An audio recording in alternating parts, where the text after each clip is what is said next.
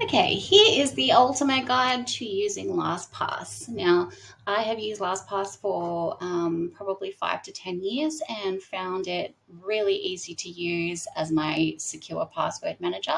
There are other ones that you can use, like from your antivirus software. You can use the built-in versions in Google Chrome or in Safari, but I personally think this is a better way of doing it. It's not expensive to upgrade, and that means you can access it on your mobile device as well as your browser. But you can also just use the free version on one device only. So the biggest game changer for using LastPass is to use it with the Chrome extension. So again, my preference is to use Chrome for everything. So click up here on the three dots, go to extensions, hover, and then click on Visit Chrome Web Store. Search LastPass, and it's this top one, free password manager. This is after you've created an account, so make sure you go to lastpass.com and create an account under your preferred email if you haven't already. Otherwise, you will need to remember your master password for the account that you've created. If you click on that, it will give you an option to install and might give you a pop-up asking for permission to install it. And then it will give you this little icon here. Now that will be grayed out until you log in. And what I would suggest is clicking on this little jigsaw puzzle icon, which refers to extensions, and pinning it. So make sure your pin is in blue to make sure that it's always going to be sitting here on the shortcuts bar for your extensions. The reason for that is the easiest way to use LastPass is using this little extension rather than opening your full vault and using it that way. I will talk you through using the vault though.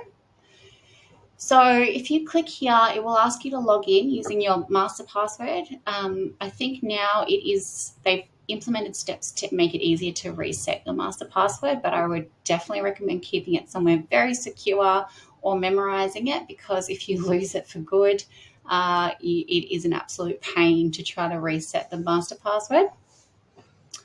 And this little icon here gives you this window. So you can access your vault, which is a whole window, or you can search.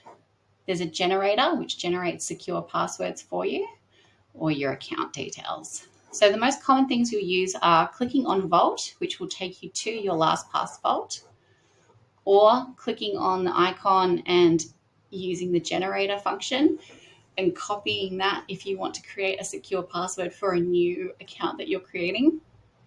You can also choose to select how many characters and the special features that sometimes some websites force you to have. And then the other way to do this is, say I want to log into this website called Libsyn. You can start typing it, and by clicking that, you're going to launch it. So it will take you directly to that website. LastPass will also always try to pre-fill for you. You can disable that feature in the settings of each individual password, but using this to search is the easiest way to jump to any of your accounts. Say I want to access Zoom. I've actually got 2 steps stored in there, and let's click on that to launch it. And then it will try to pre-fill. This one's going to just log in automatically, but you can also click on the red dots to change that. So if I go into my LastPass vault, you can store everything under folders, but let's just go to Zoom, click this button for edit, advanced settings, autofill, and auto login. You can untick those to stop it from automatically pre-filling that information. I can do the same thing for my other one just to make sure that they're not going to compete for each other's attention. And then when I go to Zoom to launch it, log out, and go to sign in, there's 2 other ways that you can pre-fill your information. So one is by clicking, this one's just not letting me today, sorry. I'll use a different site. Say I want to go to Amazon.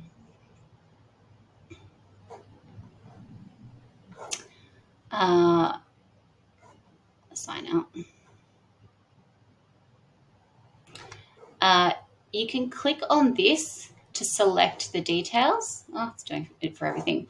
Or you can use this drop down here and copy the username and copy the password directly from the extension. So if, for example, you're doing it in like an incognito window because you're having issues trying to pre-fill something, trying to log into something, or you want to check on the accessibility for someone unusual, if you go to amazon.com and then go back to here, and I'm going to click on copy username, then you can go to sign in and paste it in there. Continue, ask for your password. You can go back here and click on that extension, click on the copy button, copy password, and then paste it in there. So you can kind of copy and paste your login details using that feature as well, or let it pre-fill and auto login as well.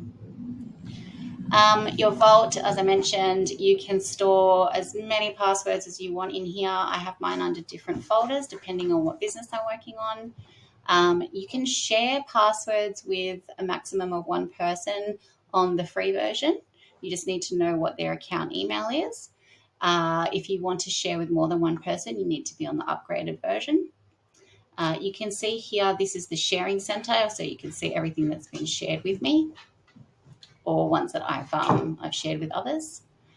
And then over here, there's another useful feature. You can store addresses, notes, or payment cards. So you can actually store all your credit card information securely, and it will allow you to either copy and paste it out of that item or pre-fill it as well if you're trying to process a transaction.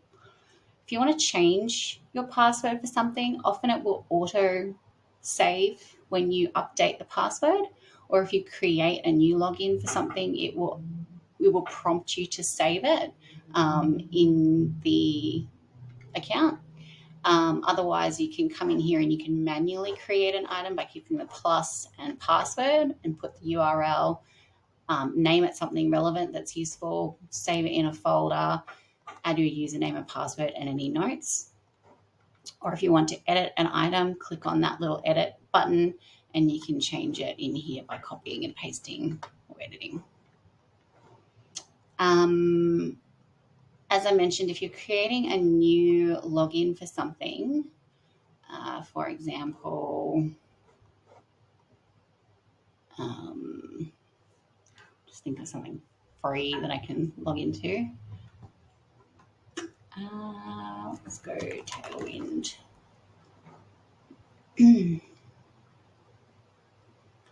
Say you want to create, oh, that's the wrong one. Create an account, sign up free.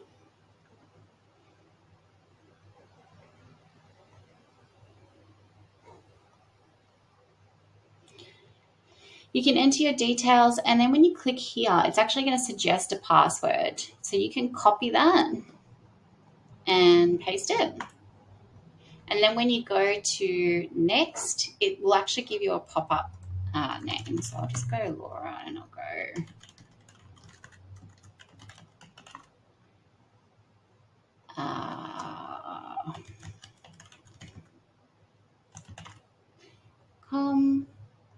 next, and see up here it says add to LastPass. You can add password, and that will automatically store it into your vault so you can access it in the future. I think that's about it for LastPass, but that is the easiest way to use it. One thing that you really need to remember, and I should have mentioned this first, is to turn off the settings in Google that will automatically try to save passwords for you. The reason is that it doesn't like trying to store it in LastPass and trying to store it in the browser, and it won't update seamlessly. If you update a password, it won't know which version it's trying to update. So click on the three dots here, go to settings, search settings. I just write password, and you can see Google Password Manager.